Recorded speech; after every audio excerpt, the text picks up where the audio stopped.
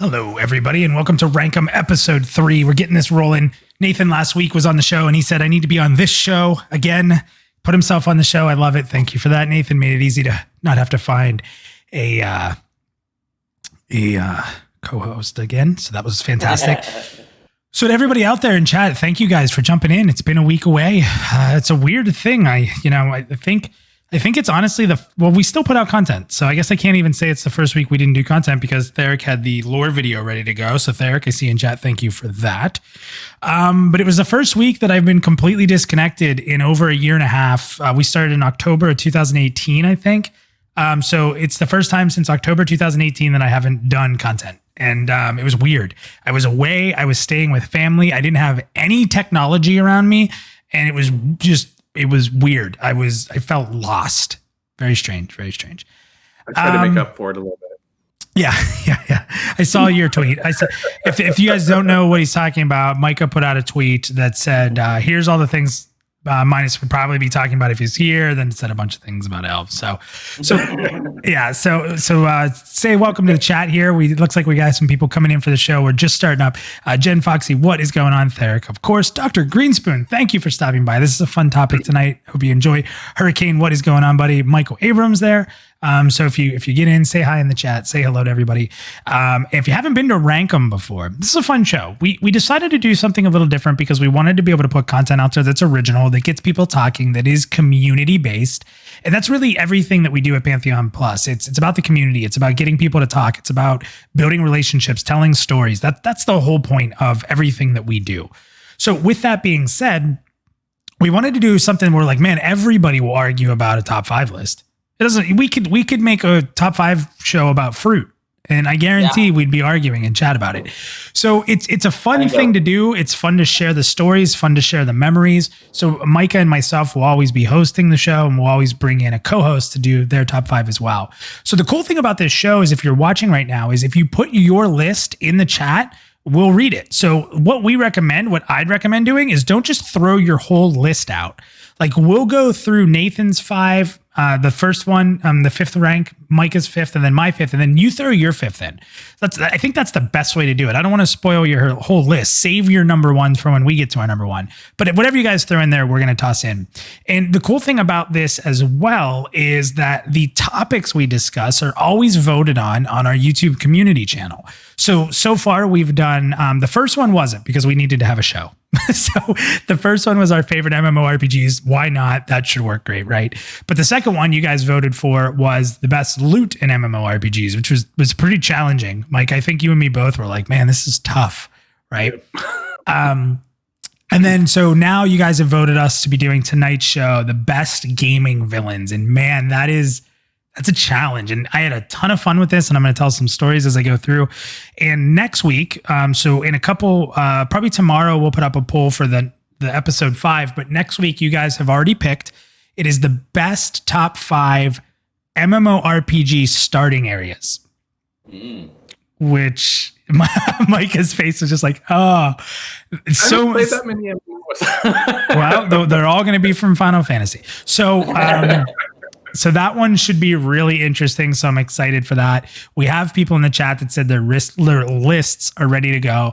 I'm excited to be back. So let's waste no time. Nathan, I'm going to go ahead and start with you and show your number 5. Remember, tell us all about it. Tell us what game it's from. Tell us why, and then we'll chat. So number 5 for Nathan on the screen right now. There you go. Lavos, man, from Chrono Trigger on the Super Nintendo, man. That was a really cool game, dude. So he was like an alien parasite. He crash landed, like, I don't know, it was something ridiculous, like 68 million year BC or something. But he came to drain the Earth of its energy, right? And he wanted to, I don't remember, something about he wanted to use its energy to create a new spawn or something like that. But what's really cool is in the North American, so our version only, it also tells that he directly influenced all technology and life on the planet. And he's the one who evolved the planet's life forms only so he could cultivate it and make himself stronger. That's a cool villain, dude. Now, Micah, you have played Chrono Trigger, right? Yes. So what are your thoughts on him?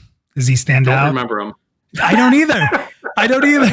I don't either. How could you forget? He was introduced early in the game. It was a very. I don't know how you guys forgot Lavos. It's freaking awesome. You remember his sprite? He was all cool looking, and I don't. When I looked him up, I was like, "Well, I played Chrono Trigger, but I don't remember him."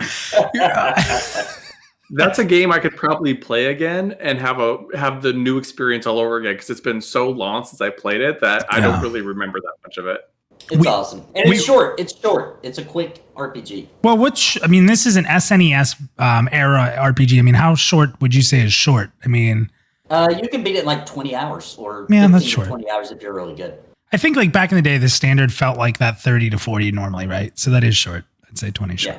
Yeah, I played Chrono Trigger on an emulator. So like I played it way later. Like I think it's because like Final Fantasy VII really initiated me in MMO in RPGs. I'm sorry. So like I think I kind of started going back after that. So that's why it took me a while to go back to that one. Like the Super Nintendo one I remember, which you're gonna laugh at me for, is Mystic Quest.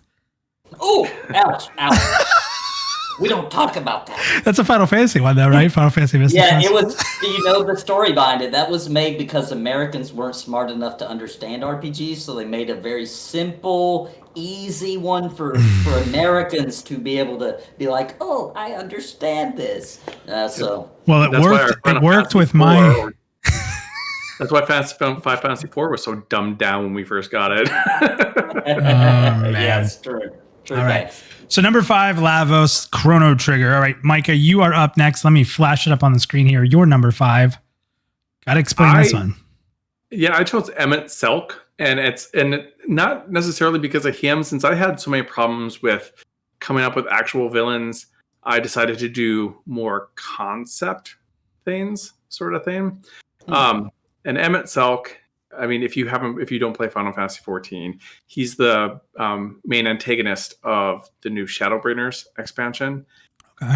And he kind of gives you the background and all the dirt and everything, and kind of explains the Asians and their history and why they're trying to bring Zodiac back and everything like that. And he's a very sympathetic villain. And he's the type of villain where you can kind of look at him and kind of look at his story and understand why he's doing what he's doing and why he doesn't think he's the bad guy. That's the best villains in anything. In any... Oh, man, I can go on so long. It's not a guy on my list, but that's the best villain, is a villain that doesn't even think they're a villain. Yeah. I mean, it's like you can really just...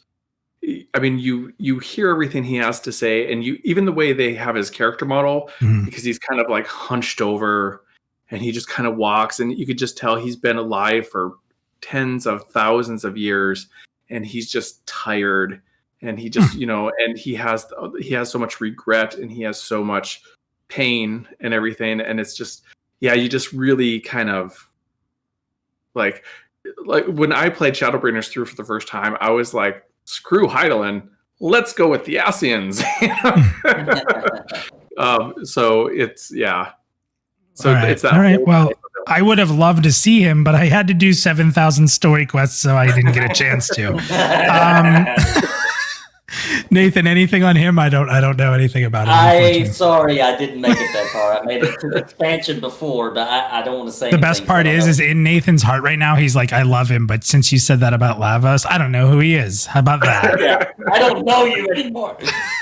So I'm going to say my number 5. So chat, I've seen a couple people have already thrown their 5 in. If you have your list already ran out, throw your number 5 in. If you didn't make your list yet, start jotting it on paper and we'll read everybody's number 5 from the chat.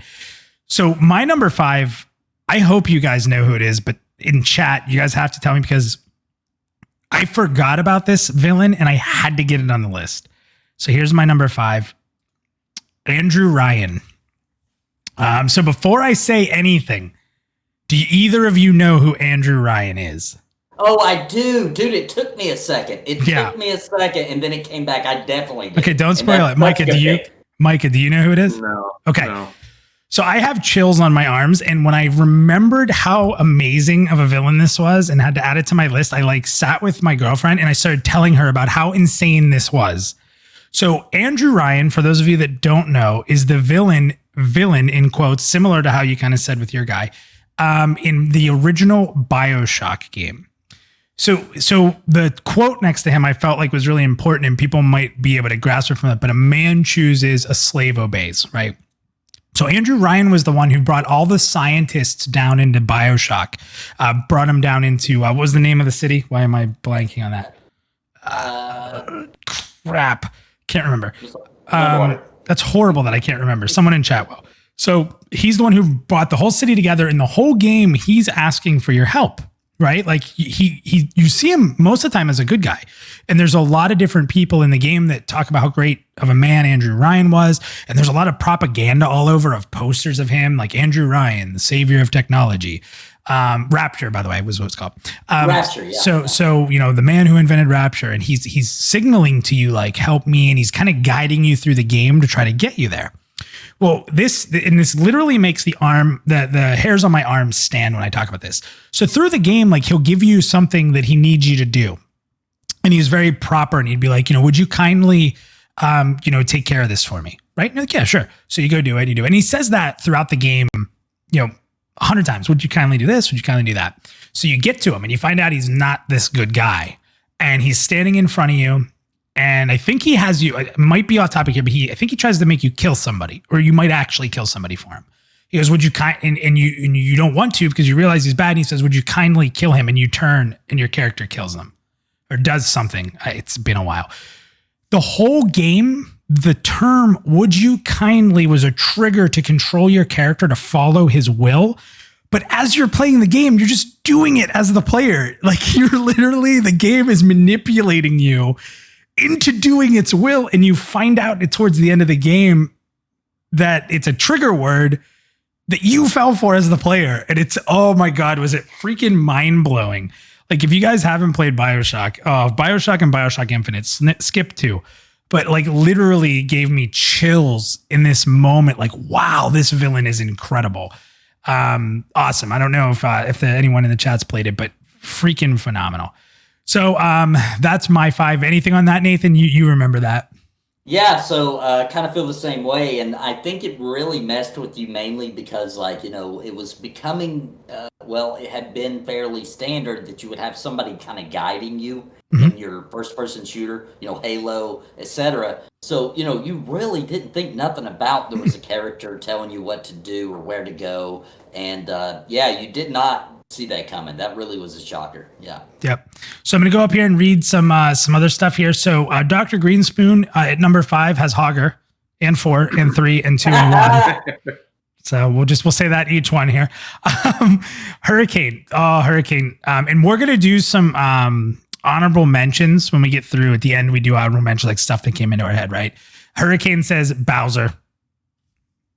SNES Bowser. Oh, that's my favorite one too. That's my favorite one. We talked about that actually. Yep. Yeah, we did the uphill both ways on that.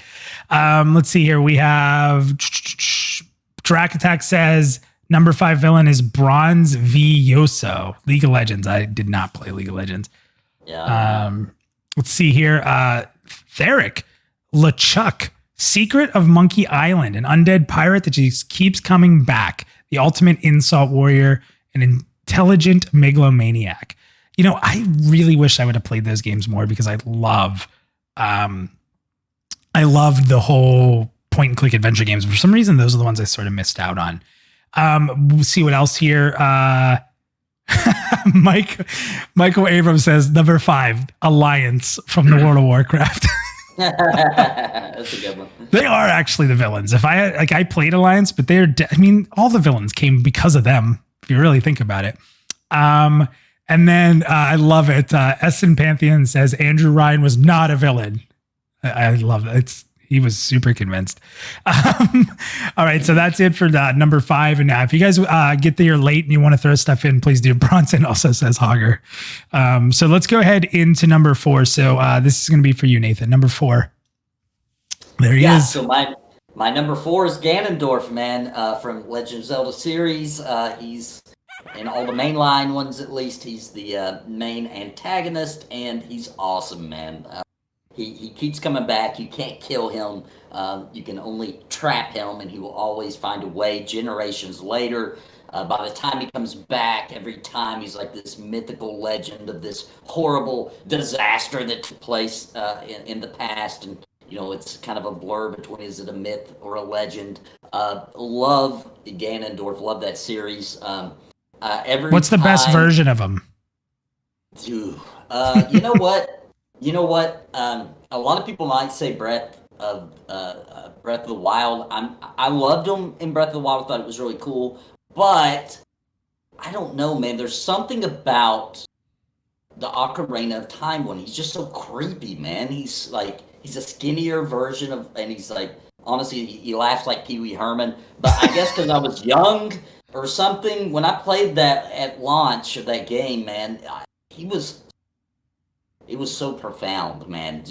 He tricks you at the beginning when you're a kid, and he just, I don't know, that's my favorite Ganon. And then at the final fight is so cool in Ocarina of Time. The graphics for that time, for that final fight versus Ganon was insane. Just mind-blowing. Yeah. Mica, just no thoughts right now, I'd imagine, on that, or what do you think? Nope, not right now. Spoilers.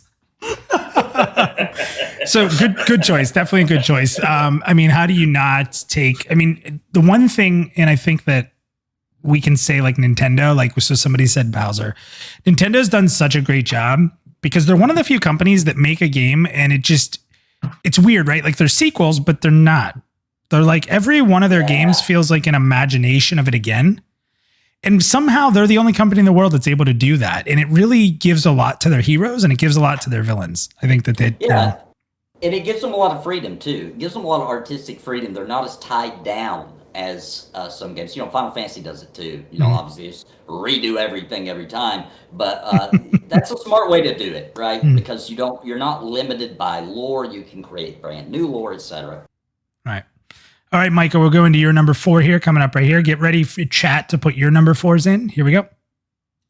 Again, this is another concept one, but it's actually the plague from A Plague's Tale.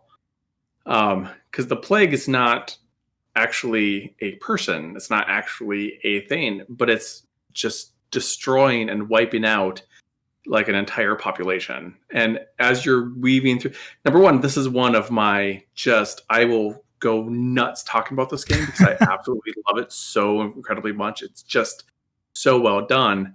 But everywhere you go, there's nothing that's not touched by the plague, and you're walking and there's just like bodies everywhere that are dead from the plague or the like war that takes place because of the plague.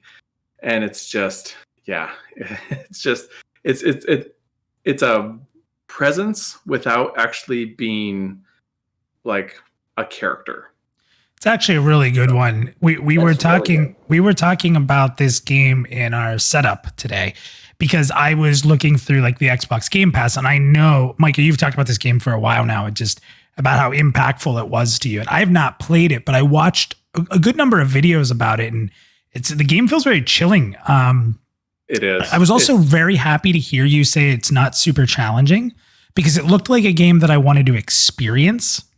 So it looks really cool. Did you play this, Mike or Nathan, or try? No, I never played it. I do know about the plague though, so I do understand the villain. This is one of those games that it actually is an experience. It's not something that you play. I always said put a headset on because the music and everything is so important. Yeah. And the music, like everything is a character. Like the music is a character, the plague is a character, without actually being a tangible character. And it's just, this is like one of those games where you play it, you'll laugh, you'll cry, you'll be literally scared, and you'll like. How long is it? How long is this game, do you think? Probably, you could probably play through it in a couple of days. Like what, like 10, 15 hours? Probably 10, something like that. Awesome. All right, I'm in. I'm getting it. I've been wanting to get it. If it's really funny because like I used to be the guy that wanted 40-hour games, but when you tell me a game's about 10 hours, I'm like, yay! Like if it's good story, 10 hours is perfect for me now. So that's awesome. Okay, get your number 4s in there. I'm going to read mine and then we'll read through the chat for your number 4s. So everyone who's been putting in their counts, if you're late to the show and you want to put your 5 and your 4 in, do it. We're talking best villains tonight. So here is mine. Let's throw that up. Arthas. Yes. Started higher on my list. Things fluctuated a lot on my list. There's so many. I love Arthas. I think that if I was going to spend a ton of money like on that sword, that would be it.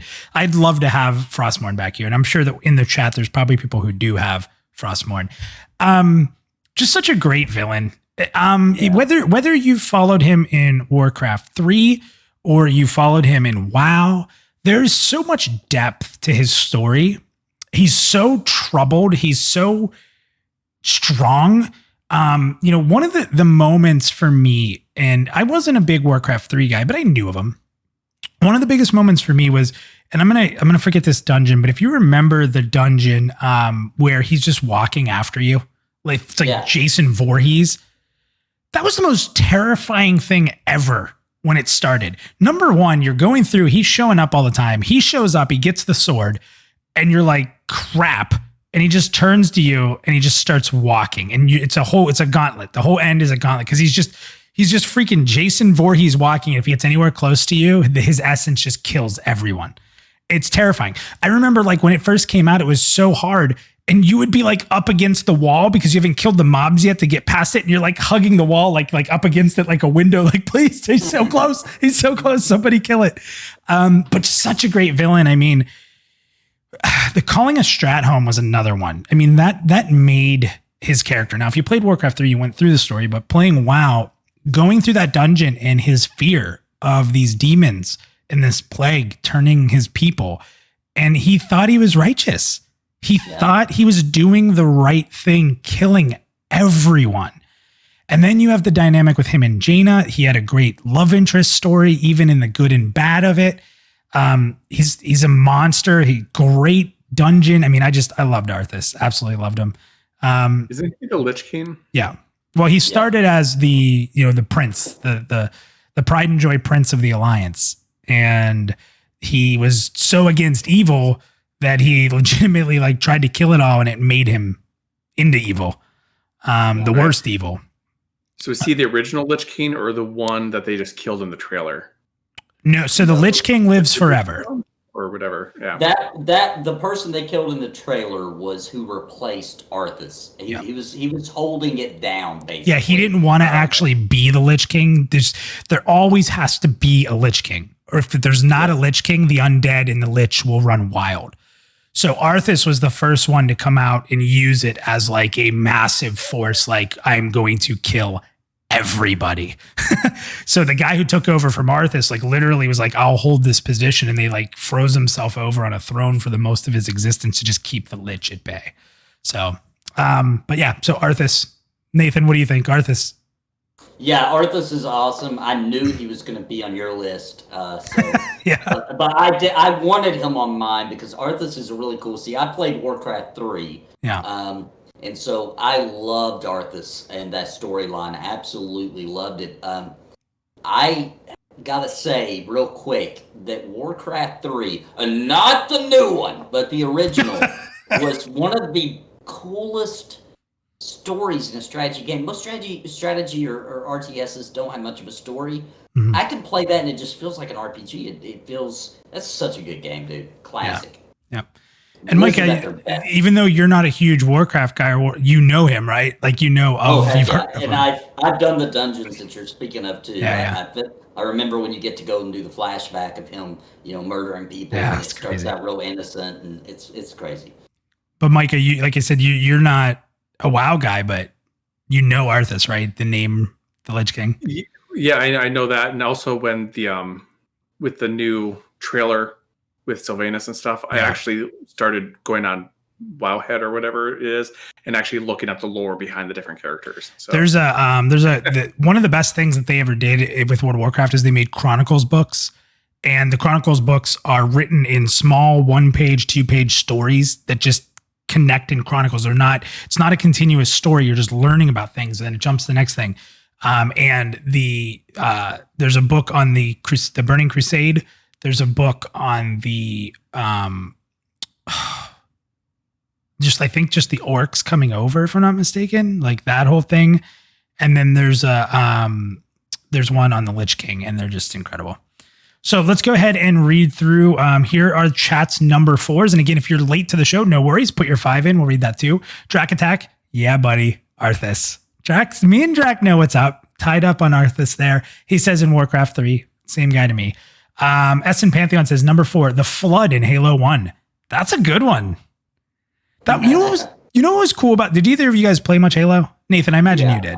I did, yeah. You know what was cool about the Flood is that the whole game you're fighting the Coven, and then the Flood show up, and it's like, oh crap, and then you're both fighting it. Like that was neat. Yeah, that right? was cool. Yeah, I always liked that. So my first experience of enemies have to join forces and fight something even worse is when I was a kid watching Dragon Ball Z, man. Yeah, there you go. Perfect. That was like the theme of the whole show. Yeah. Let's see here. Michael Abrams says Bosco, a thief that was played by my good friend, terrorized my paladin every chance he got. Nice. I love it. Theric, G-Man in Half-Life, because government agents just make good bad guys. That's true. Pretty good. That's good. Always good to throw out a Half-Life reference. So it looks like you got here a little bit later, but Calbus Farside said number 5. This is funny. Me and Jen Foxy actually talked about this. Number 5, the stupid dog from Duck Hunt. Yeah. That smirk on his face when you missed. Oh, that jerk. Yeah. And that barking, laughing sound as he went down, like, yeah. So annoying. You'd be like, kill the dog. Oh, so good. So good. And he put number 4, the Flood as well. So great job there. Old Wargoat has his number 5 up, Bahamut in Final Fantasy 14. Bahamut was... Yeah, especially at Realm Reborn. I don't know if he's talking about 1.0.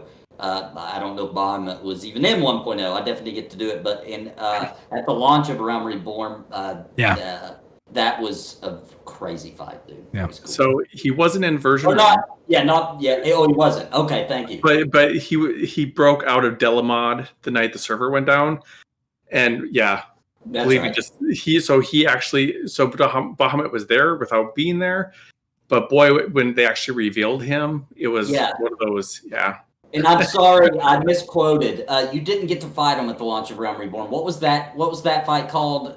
Final raid in original. It was like for the story one, Ultimate Weapon. Wasn't it one of the weapons? Not for the story. It was for the first raid. It was called the something. Binding Coils of Bahamut. Yes. Yeah, no, you actually fight Bahamut at the very end of that. Do you? Yeah. I thought it was called something else. Anyway. All right, so good stuff. Let's go ahead and jump into number 3 on our lists. And Nathan, as we do, we will start with you. So there you go. All right, so my number 3 is Kefka, man. Final Fantasy 6. Or Final Fantasy 3 on the Super Nintendo for us Americans. Dude, he just had no regard for human life. He laughed. He seemed really goofy at first. You know, you got the scene where he gets the sand in his boots and all that kind of stuff. So at first you're just kind of like, what a pushover. And then when the guy gets a little power and he controls that thing, that island planet thing in the sky, and just murders the entire planet, dude. He murdered the whole planet. There was like nobody left. There was like 4 people alive, you know, and people are committing suicide that did survive or trying to. Kefka ruined my little childhood life, dude. I was not prepared for something that diabolical. I was a kid. I was freaking like 9 years old, and I was just like, you can't do that. This is on Nintendo. Like, man, Kefka's brutal. Oh, man. Mike, I'm going to skip you. So for me, I didn't go back and play the old Final Fantasies. Yeah, I know. Dude, you have to play 6. Your life is on. Well, is it 6? Is it 3? What is it? That's why I didn't do it.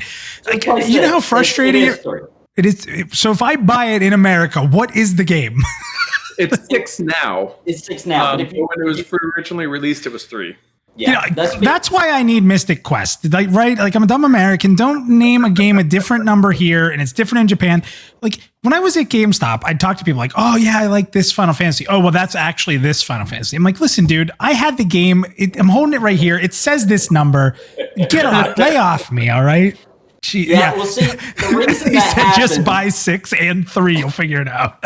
So the reason that happened is because Final Fantasy 2 and 3 were on the regular Nintendo and never came to America. Okay. So when they released Final Fantasy 4, they couldn't call it Final Fantasy 4 because we'd be like, wait, what do you mean 4? So they called it 2, and so that meant 6 was called 3. And then after that, they're like, you know what, screw it, this is confusing. Just call thank you. Thank you, Square. Yeah. So now it's even more confusing, honestly. Yeah, right. All right. So, Micah, I'm going to your number 3. You guys can start throwing your number 3s up. I love that S and Pantheon just said, just buy 6 and 3. You'll figure it out. Square is so meta. That's funny. All right. So here's Micah's number 3. Yeah. Again, conceptual. This is the Seed family from Far Cry 5. That's not so conceptual. I mean, they're the villains. I don't even play the game and I know them. They're the villains, but again, it's almost like they're another set of villains that didn't necessarily see themselves totally as villains. And a lot of them were they weren't evil because they were evil. They were evil because of what life threw at them. Like they were all like John was severely physically and sexually abused. Faith was a drug addict who was verbally abused by her family. Like they all have these like really tragic backstories.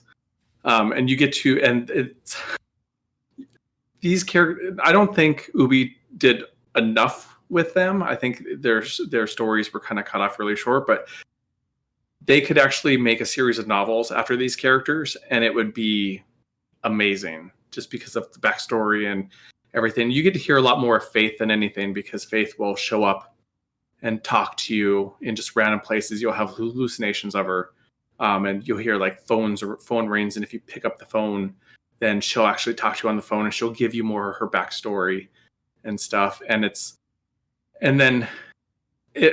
a spoiler, but this game's old. It's been old. Yeah. I mean, I just spoiled a BioShock for everybody. So hopefully you guys played that. But then at the end of this, you find out they were right all along and everything. And it's just, so I have a hard time, especially after playing New Dawn, which really wasn't that great. But we're both laughing. Nathan, are you laughing? We're not laughing at you, Mike. Are you laughing because of what we saw in chat right now? Okay. Yes, I'm just making sure. Okay. We'll talk about it in a minute. We'll talk about it in a minute. Okay.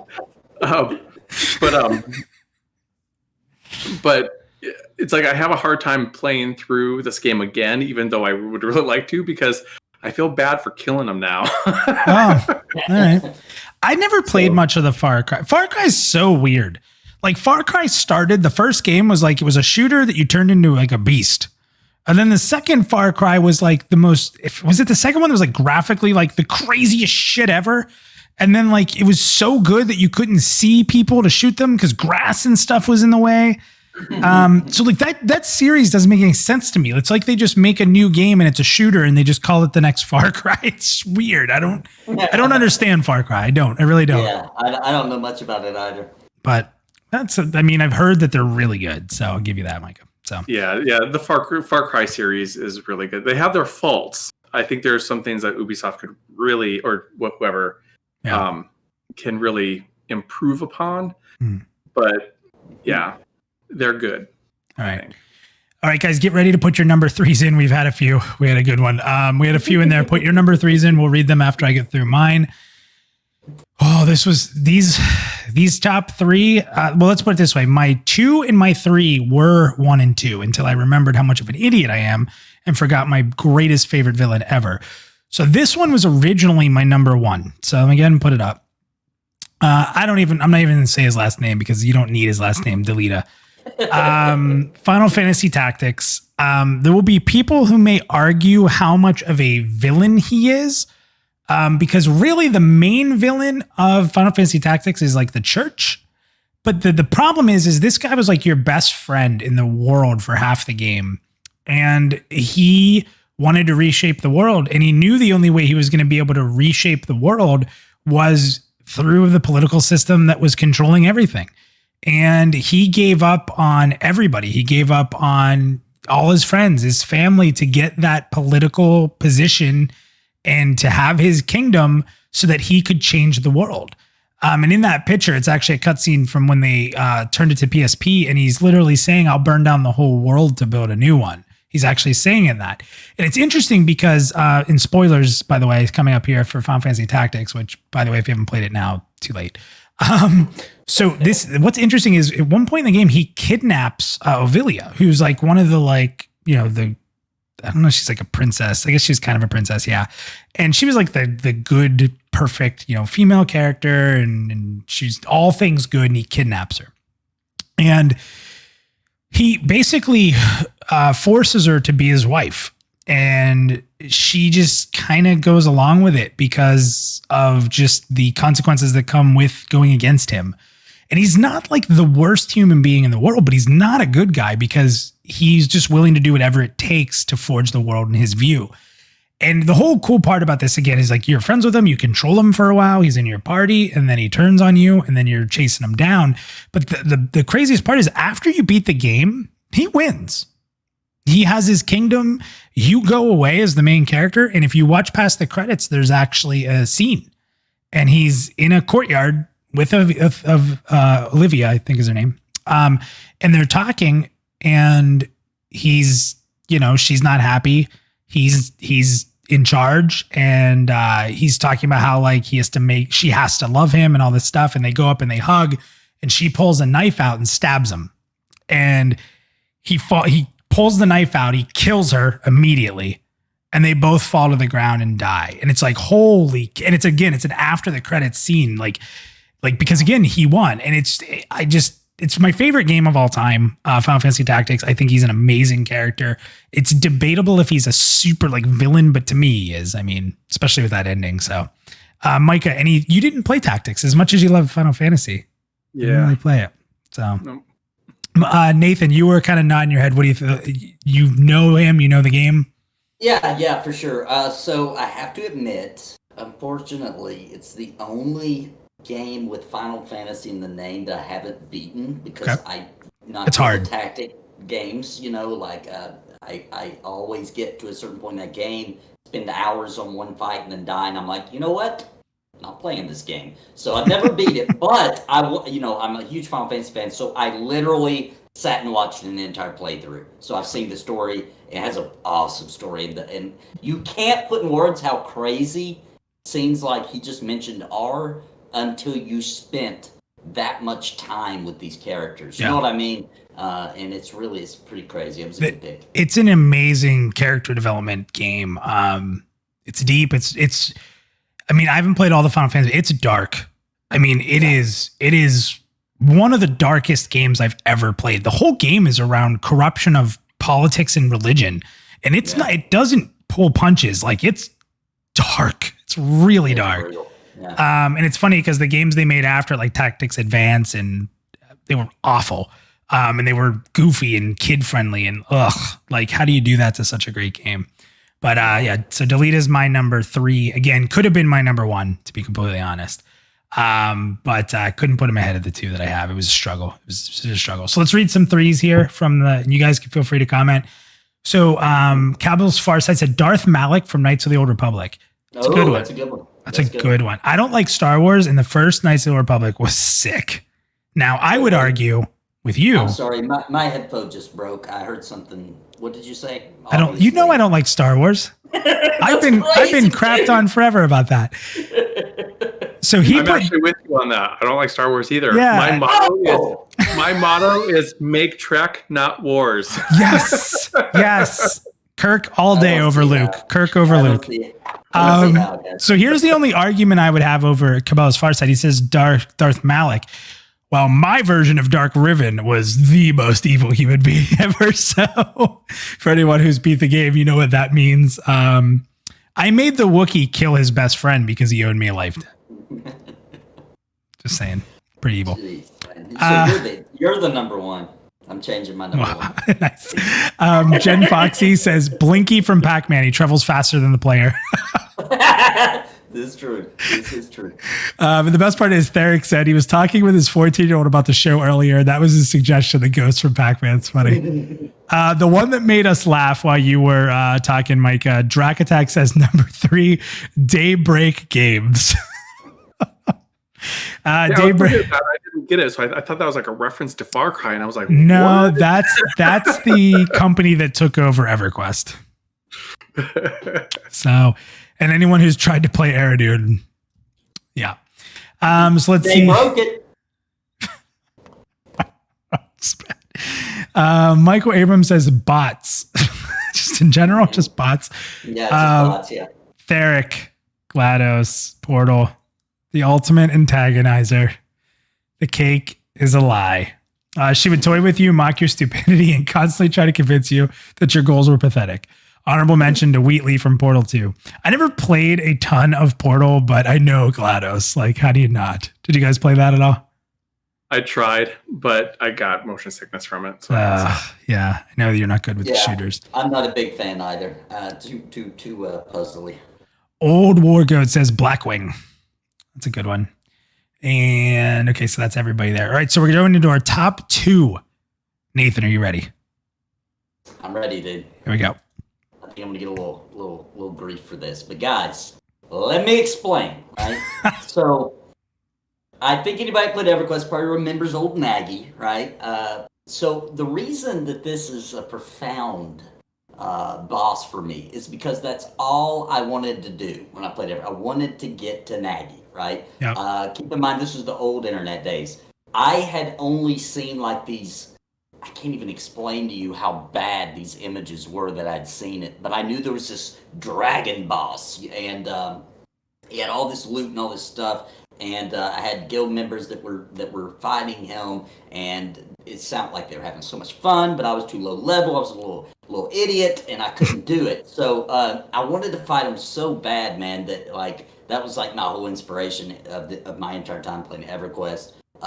But, for that time, you got to keep in mind that raids were a new thing, right? So this idea of, I kept thinking like, okay, I fought bosses in EverQuest. Mm-hmm. What could be different? Why isn't these things just other bosses? I don't understand how they could be any different. Mechanics, he had the fire breath. He had the fear spell. He had mechanics. It's like they invented.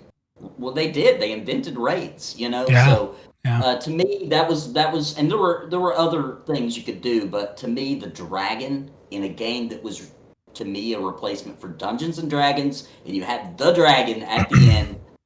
Old Lord Nagy, man, awesome. Yep.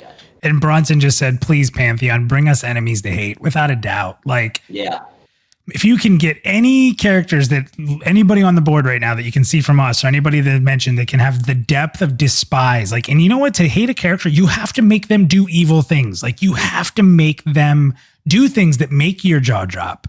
Or you just have to be complete badass like a big dragon in EverQuest. So I totally get that. And plus, if anyone's played MMORPGs for the most part, at least dipped into EQ, the word Nagy, that lives forever. I don't think I ever killed him, but it always will live forever. Mica, you're not a big EQ guy. So have you heard of Lord Nagy? Have you heard that at all? No. Nope. I actually was just looking at this going, I didn't think EQ's graphics were even that good. It's actually a picture from an event where they brought him into EQ2. Yeah. Okay. I got a little cooler picture. So some people might be upset about that, but yeah. They wanted to make it look cool, right? All right. So, good one, Nathan, without a doubt. It's hard. I was thinking through EverQuest, and we'll talk about that when we get to our honorable mentions, because there's a lot I want to talk about after, but we'll get there in a minute. So, Mica, let's get to your number 2. I also did Ganondorf. So I know everybody sees me as the Final Fantasy guy, but I don't think anybody realizes how much Legend of Zelda means to me and how much I love these games, because I just do. In fact, I have I'm getting a whole sleeve tattoo that's all Zelda. That's all drawn out already. And so does it have a Triforce? It does have a Triforce. It better have it. But so just Ganon. I mean, this goes back to, I remember the excitement when I first saw him in the original Legend of Zelda, when you finally get there, because you know, in that last dungeon, and he appears, and you got to have the arrows and like, yeah, I don't know. He's just one of those that just when you hear Ganon, you're just like. So I asked Nathan, I'll ask you, like, from a standpoint, you had mentioned the original. So, you know, what was your favorite version of him through the games?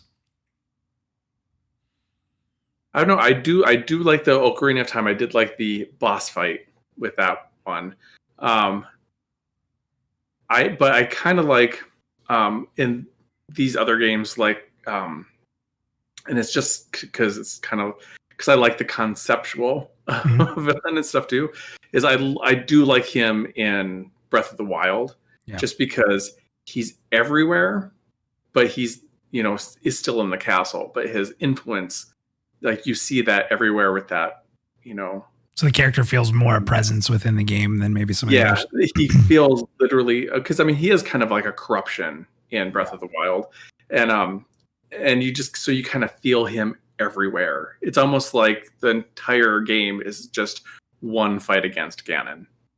And I personally believe that they're going to do something really interesting with him in the next one, because with that tapestry of the hero in Breath of the Wild, I really think that Ganon was the original hero that got corrupted. I think that's how. Oh snap! So just because in that tapestry, because the villain has the red hair, or the hero has the red hair and everything. I seriously think that he was the original hero until he got corrupted. All right. So, all right, guys. So throw your number twos in. So here's. This is not a good night for me, for people trashing on me. I've never beat a Zelda game. I've played tons of them. Oh, God, I played Ocarina. I think I was pretty close to beating Ocarina, because after you defeat your Shadow Self, it's not too far from there, right? I think Shadow Self was the last thing I beat. Shadow Self was in the Water Temple. Yeah. You still had quite a few, but I mean, that's pretty deep in the game. Yeah, so that was that. You know what my favorite one was? I mean, Link's Awakening for Game Boy. I loved it. I played that game to death. Absolutely loved it. I have to say real quick, because you mentioned that they remade that game, okay? And it is garbage. Okay, It's garbage, and nobody's saying it, and it makes me so angry that nobody's talking about it, because the frame rate is horrible. There's this blur around the entire screen. They did such a good job making the game and recreating it, making it feel just like the Game Boy with the graphic style, etc. Yeah. And then just simple things. It's Nintendo. You couldn't get your frame rate correct. You did Breath of the Wild, but you couldn't get that. So angry about that. But I do have to say something. I am a huge Legend of Zelda fan too. I want everybody to know I have a Zelda tattoo. My wife has Zelda tattoos, but I named my daughter Navi because I wanted. Nice. I love Ocarina of Time, man. It's one of my favorite games of all time. Well, now, how do you guys feel about Majora's Mask? Because that, to me, that most fans, that game kind of got the least hype. But from my understanding, it was one of the hardest by far, wasn't it? It was hardest, and it was dark. It was so dark. Yeah. It didn't feel like a Nintendo game. It felt like somebody else got the franchise and was just like, now let me do something real screwed up. Like, it was a weird one, but it was good, dude. It was, so it kind of took people like, I like Ocarina, but I want more. I want a bigger world, and it kind of. It made a really big world, bigger than Ocarina of Time, but that time thing where, like, it's so scary, dude, because, you'll be almost at the end of a dungeon, and you're like, I haven't got enough time, I have to redo all of this, you know? Crazy. Good game. All right, I want to give a shout out. There's someone who actually did an animation of the what do they call it? The kid dancing that gets the mask. Mm-hmm. They actually have an animation, a really, really good animation of him dancing in the forest and actually finding the mask. and putting it on for the first time. I've seen that. Yeah. Yeah, it is amazing. It's just a fan thing. It's just a fan thing, but it's so highly detailed and so well done. It's just, yeah.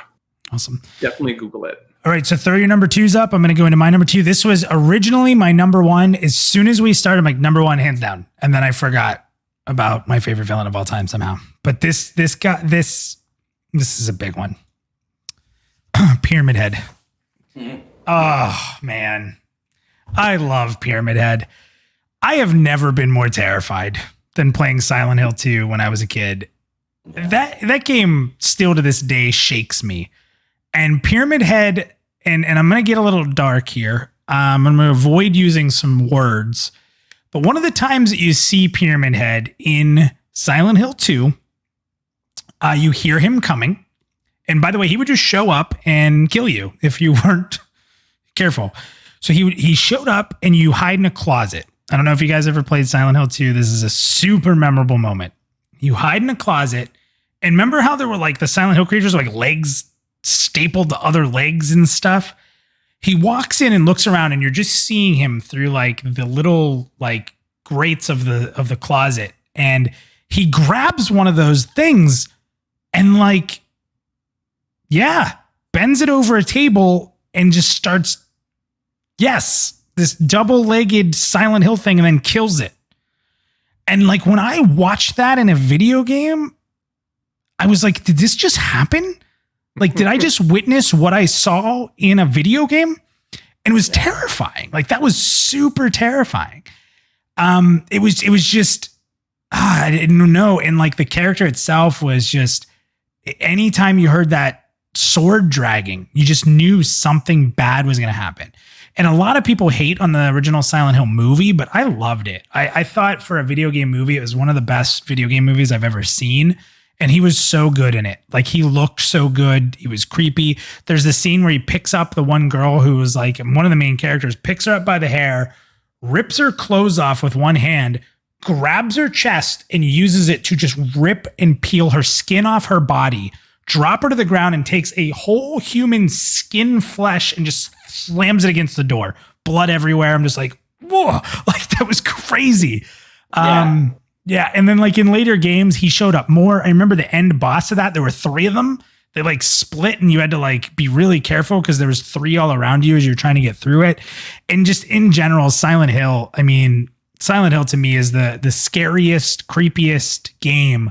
And I think Silent Hill 2, because of how much I love that game and the meaning of that game, just, and that's where he debuted, obviously. He wasn't in the first one. Was just mind blowing to me. Like, if you guys haven't played Silent Hill 2, like another spoiler coming up, you spend the entire game looking for your dead wife. The entire game, there's notes. You know she's dead. Because remember, Silent Hill is like, it's always been the comparison of there's Resident Evil, which is a game that's made to jump out and scare you, right? That game is like a slasher flick, right? And then Silent Hill is a constant unease. It's you're constantly just creeped out and afraid of what's next. They're very different games.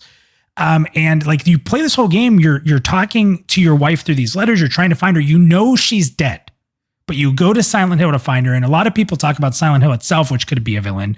Is it purgatory? Is it hell? What is it?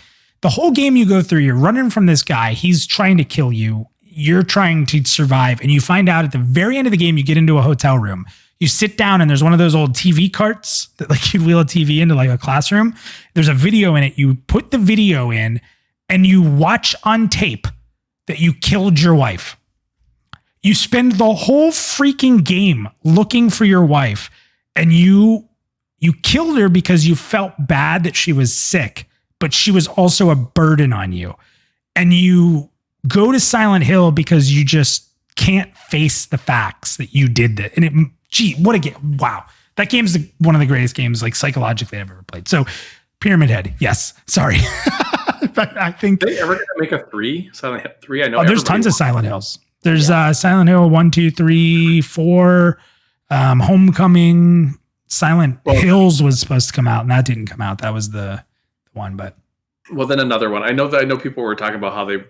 It was like, Silent Hills. For a new one. It was the one that was, it It was the one that was being made. They made that. What was that called, Nathan?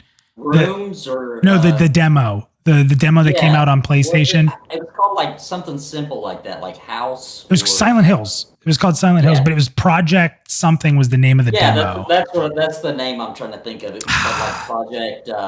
I can't remember what it was. But yeah, if you got a PS, that was on PS4, wasn't it? Yeah. If you got a PS4 with that on the hard drive because they removed it, you can't keep it. Keep it. Then keep it. It's worth a lot of money. Yeah. It's actually worth a lot of money. What was that called? Somebody in chat help us out. I thought it was called something real simple like Rooms or. Well, there was Silent Hill 4 was Silent Hill 4 The Room. That's why I'm thinking of it. Yeah, that was good, dude. I like that one. The whole game took place in one room, and door would open, and you'd go into like hell, and then you'd be back in the room. That game was nuts. Dude. Yeah. We can talk all night about Silent Hill, so I'll go ahead and save you guys from that. So let's go ahead and read some of the twos here.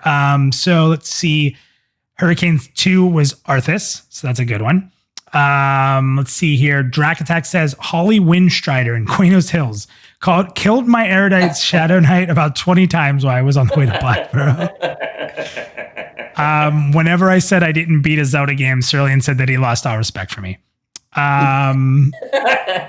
Jen Foxy says my daughter playing against me in Mario Kart. Number 2 villain, her daughter. Stands in Fire said he never beat one either. So there we go. Let's see. Theric, number 2, Diablo. Oh, that's a good one. I mean, he's had 3, soon to be 4 games named after him. He's the biggest, baddest demon, the antithesis of all that is good. Yeah, plus he's based on the actual incarnation of evil. So you got that too. You got that going for you. you got quite a bit going for you for the number 1 spot, I would say. Oh, that's it. I'm sorry. It was called PT. There it is in chat. Oh, yeah. PT. Yep. Yeah, good job on that. Thank you for that, guys. Man, what a game that would have been. Ugh. Oh, I know, dude. That one killed me. I'm not gonna get into it. Cerulean says number 2 for them was GLaDOS, which we've talked about, so that was up the list. Let's see here. We're gonna save Old War Goats number 1. Hurricane, you love that movie too. See, the first Silent Hill was legit. If you were into Silent Hill, if you played Silent Hill 1 and 2, they did a really good job of taking both of those stories and sort of tying them into one movie. That was pretty good. Michael Abram, number 2, Gold Farmers. That's a good one. I think we all hate we all hate them.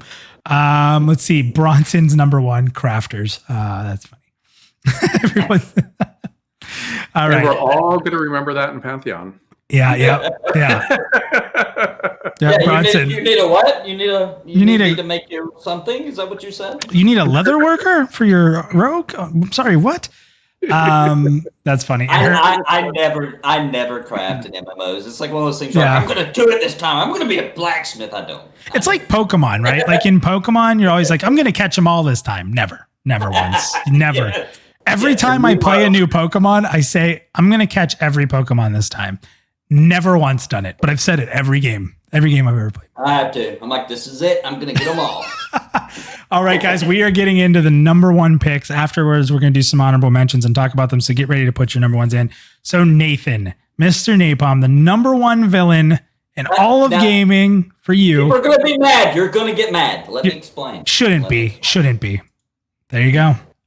It's number 1 is Sephiroth. Now, here's the deal. Kefka is a better villain than Sephiroth. He is. By plot line, by just the maniac, everything. But Sephiroth tops him because if you played the remake, man, he is so freaking awesome. Dude, every scene he is in, you're just like, oh my God, it's Sephiroth. Like, I was sweating, and I'm a grown man. We're not talking about back when I was a kid. We're talking about me, like I'm a grown-ass man. Yeah, I am a grown-ass man, and every time I seen him in the remake, right? Because, he was a big deal back then, too. So he was already this big villain, and now I'm seeing him, like, more fleshed out and, like, in places he's not supposed to be. Yeah. And, like, dude, Sephiroth is just so cool, man. He's the one-winged angel, man.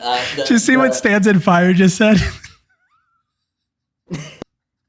Yes, that's true. We all have seen the Sephiroth in every MMO ever. It's up there with Legolas, the elf. And actually, in version 1 of Final Fantasy XIV, they spoofed that, where they said, you walk up to an NPC, and they were just like, "Oh," and they ask you your name, and then they go, "Oh, so your name is such and such." Well, that's a breath of fresh air. Usually, we get something like XX Sephiroth XX. Yes. But guys, I also want to mention that Sephiroth. When I played 7, I'd already played, all the Final Fantasies possible at that particular time. And so I was pretty full of myself, right? Like, I'm like, I know how this goes. I'm ready. I'm going to kick his butt. I went in, dude. He debuffs the living crap out of you if you're not prepared. And, I wasn't using a guide or anything. I just went in with a decent level, nothing crazy, but a decent little level. Went in. I'm a pro at Final Fantasy. He debuffed the crap out of me. I died so brutally. It was so embarrassing. It was so embarrassing. I was all by myself, I actually turned around to make sure nobody saw. Nathan's by himself in a room playing Final Fantasy. Yeah. He's all like, myself, and I'm like, oh, here we go, let's beat Sephiroth. Ain't no big deal. And the music. That Sephiroth. So good, dude. Love Sephiroth. I just can't help it, especially with the remake, dude. Love that guy. I love Sephiroth too. I was talking shit about Sephiroth. Yeah, I dude, listen. As a kid that grew up in that era, I bleached my hair one time 4 times in a week and tried to dye it silver. The problem is when you dye your hair or you bleach your hair 4 times in 1 week, it's not holding on any hair color ever. And then this happens to you, obviously. Yeah, I mean, dude, I'm sorry. If you were a gamer back then, come on. Right? Yeah. You got to give them some respect. See, and I never could because I played it. And I was coming off, especially that 7, so I was coming off of Kefka. And I'm just like, what the hell are they doing here? Because I just found him so cringy. What about in the new one? What about in the remake? So in the new one, he's better, but I still don't think he's like better than Kefka. Can I? Is it safe to talk about a spoiler with Sephiroth? Is that safe? Surely. What, in the new game or the old game? In the new game, the old one. Old one, yeah. Here's another reason why Sephiroth is going to be my number 1. Because when I first played this game, my party makeup was Cloud, Tifa, and Aerith, or Aerith. And he kills her! She's the healer! He kills the healer! Not even halfway through the game, you're screwed! I was sitting there like, wait a minute, like, what? You can't kill my healer? For good, like permadeath? She's gone? Remember the rumors of like remember how many rumors there were that you could avoid her dying? Like there were all these like yeah. They're still going, by the way. There's like new videos. Dude, like, he was awesome. His sword was cool. He looked cool. He was an edgelord, but one hand, biggest sword in the world. Yep. Yeah. I don't know. But when I first defeated the original 7-2, I did the whole mimic Knights of the Round thing. Yes. And I was just like, okay, that was lame. And you cheated. See, I just went in like going through the story, like just let me beat this guy. I actually wasn't enjoying myself in 7 too much my first playthrough. I was just kind of like, let me beat it, whatever. Let me see the ending. And dude, he got me. He got me good. All right, Mica, you're number 1. Yeah, my number 1 is the good one, obviously. All right, so you were quiet when Nathan was talking about this. Nathan gave his opinion on it, so tell us why this is your number 1. Kefka is actually my number 1 villain in all of Final Fantasy 2, obviously. Just because he is just crazy and he just destroys for the simple pleasure of destroying. He has no real motives. He just wants power and destruction. And he just goes off his rocker. And he was funny at the same time, but he wasn't like, especially after 6, Square Enix really went with more, they really went off to that, where I want to say cringy villain archetype that you often see in anime, where they're just like, but so he was like, just a villain because he was just absolutely crazy. He was mad. He was, a lot of people are typing the Joker. Like a lot of people saw him as like a Joker style villain. Yeah, I mean, it's just destruction for the simple sake of destruction. I mean, how many games does the villain actually destroy the world? Like Kefka 1, he actually killed everybody. Wow. Yeah, and it's just, I mean, it's like when you play that game and you get that point, you're on the floating continent, he's moving around the statues, and you're sitting there and you're like, what the hell is happening here? And then you just see that beam like tear through the earth, and you're just like, wow. you know how embarrassed I was when I was a kid and I played that the first time. You're on that island and you have to escape, and it's like counting down, and you're like all freaking out because it hasn't been a save in a while. And they're like, hurry, get on the ship. And I was just like, screw it, I'm out of here. Bye, Shadow. and I get back to school and I'm like, man, I can't believe Shadow died or whatever. And everybody's like, dude. You idiot. And I was like, no! Oh, God, I killed Shadow. Oh, you could have saved her? I remember Shadow. That's awesome. Yeah, I'm gonna have to play it 6.3, whatever it's called. I'm sure they'll remake it and put it in 15 pieces. All right, so I really hope they do. I think it's totally worth it. All right, so here's my number one. This is the one I don't know how I forgot. And then once I remembered, I felt like embarrassed that I forgot, because this is my favorite villain, without a doubt. Handsome Jack. I love Handsome Jack. Throw your number ones in there, guys. We'll talk about it. Playing that game, first of all, I love loot. So like, I'm not a big shooter fan, but I loved Borderlands 2. I played it for hundreds of hours. I laughed. He was a maniac. The writing was, his writing was unbelievable. It was so current. Like, you were playing it and literally he was saying stuff from a meme that happened like what felt like a week ago. You know, he's talking about his butt. Yeah. The old warrior just said it, butt stallion. His, because he's so rich, he had a unicorn made of diamonds that he called a butt stallion. He constantly told you about how much better he was than you. He constantly had you foiled at every point in the game. He was a complete asshole. He was a psychopath, but it was hidden behind this sarcasm.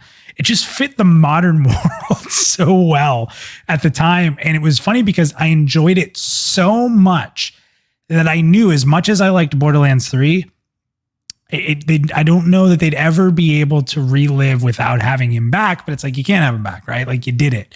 And someone just said also, Cerulean said he also had Handsome Jack as number one, and felt like his descent into madness in the pre-sequel was great, which was one of the cool reasons to play it. I didn't love the game, but I thought it was great. But I loved Handsome Jack. The jokes were so good. If you haven't played it, love it. Nathan, did you play Borderlands 2? Nope. No? And Mica, did you? Yeah. Can't take the stuff. Oh, yeah. That's right. We were talking about that. That's the one you wanted to play. But yeah, I don't know. Just Handsome Jack was I just don't think there's been a better written villain ever. And he's constantly talking to you because he's in your head. Like, he can talk to you through the way that they can communicate through his company, and he just talks to you constantly.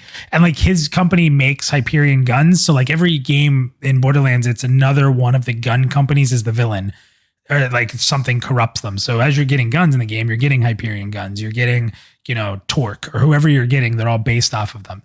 And his whole thing, like, they even made the stations that brought you back to life. So like, when you died, he was even making fun of you because he was part of the thing that brought you back to life. Like, it was just, you couldn't escape him, and he was just so great. So, but let's go ahead and let's get through some of the ones that I want to go through, some honorable mentions with you guys and with the chat as well. Just some stuff I wanted to put on there, but didn't. So let's go up, and we have number one from Jen Foxy was Bowser. That was an honorable mention from me. It was tough to not put Bowser on this list, for sure. But who doesn't love Bowser? And I think Super Nintendo want Bowser too. Mario? Most of our first one. Yeah. Mario probably doesn't like him. Same with Peach. I don't know. They play baseball together. They play tennis together. I mean, it's got to have some sort of respect for Bowser. You would think she would up her guard count by now. I don't know if she maybe enjoys being captured. Did you see the robot chicken take on the whole Peach and Bowser thing? Oh yes, and that made some the truth behind that.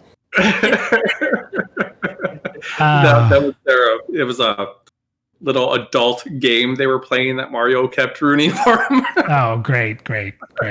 That's awesome. We had two back-to-back people put the exact same thing, literally one after another, and that's awesome. Kerrigan from Starcraft. I was not a big Starcraft player because I was horrible at it. Like when I would design my base, I wanted it to look pretty, which meant I was spending way too much time designing my base, right? Like I'm building like walls that look good and putting on. And meanwhile, I'm being attacked by someone who's already got spaceships because they're just putting their bases everywhere and they don't care. Like I don't know. There's something wrong with me. I wasn't ever good enough. But Kerrigan from StarCraft for both Nimufe and for Drac Attack, which is really good. Old War Goat's number one was up earlier, and I forgot what it was because I said we were going to read it later. I missed it. Old War Goat, put your number one again. Let's see. We got Hurricane, Illidan Storm Rage. That's a good one. Warcraft? It's such a good. The scene in Legion where he kills I don't know if you saw this. You're saving this essence being that the Draenei worship. They're like those crystal things that are like beings, but it's the beings of light. And because they want you to do this stuff, he doesn't want to be a slave anymore because he was a slave to the Burning Legion for so long when he was a bad guy, and he breaks free. So he's like this anti-hero now. But they grab him and they're trying to make him see the light, and it picks him up in the air and it's transforming all his scars into the light, like healing him. And he freaks out because he doesn't want to be under anything's control. And he goes nuts and he kills this being that you're trying to save, like this Draenei god of light. And he goes nuts and just bursts out with this energy and shatters it to pieces.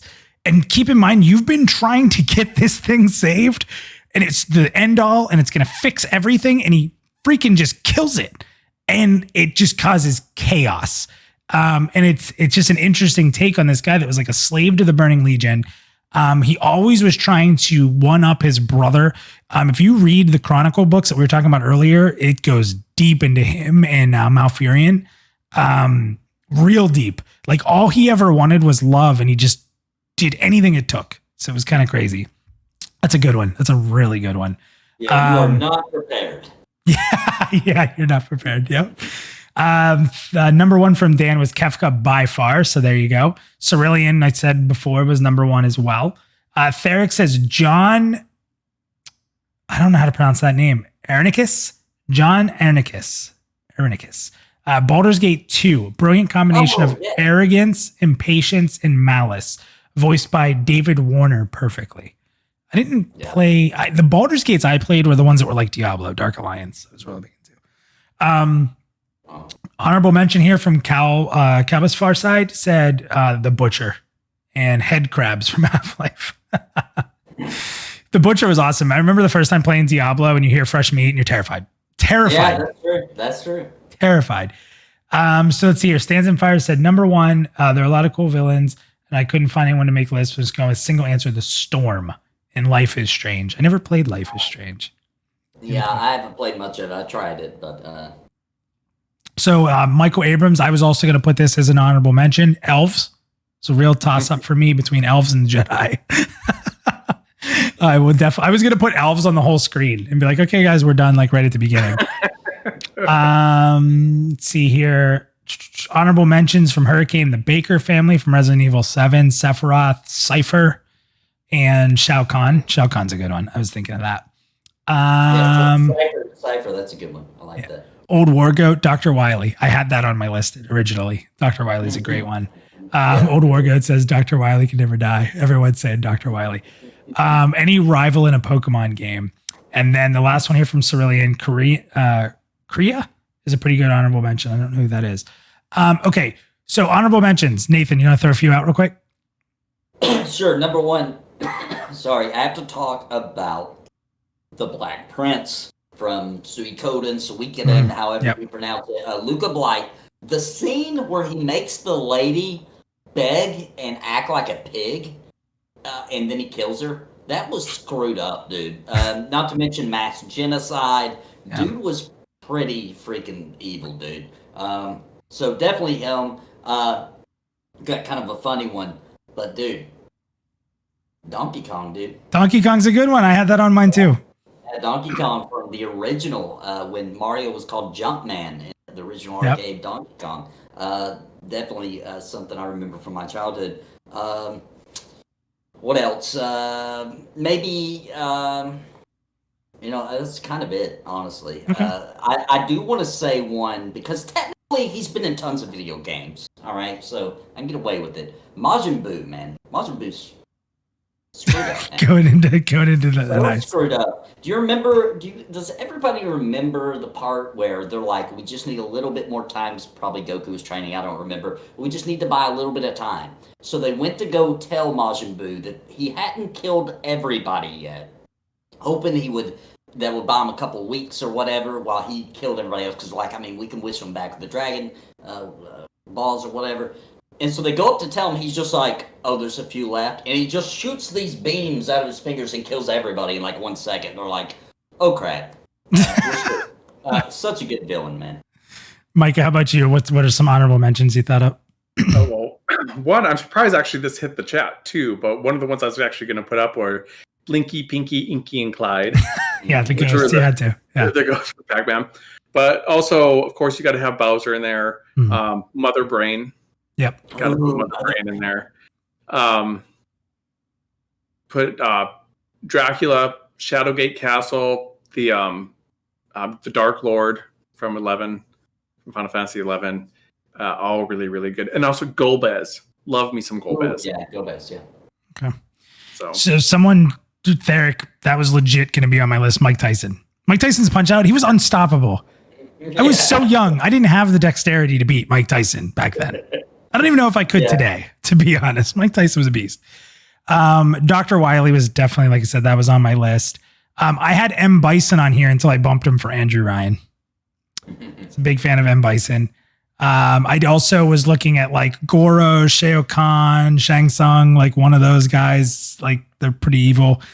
I didn't like the white bald guy. I don't remember his name. He's the one who came in and killed at one point Shao Tsung.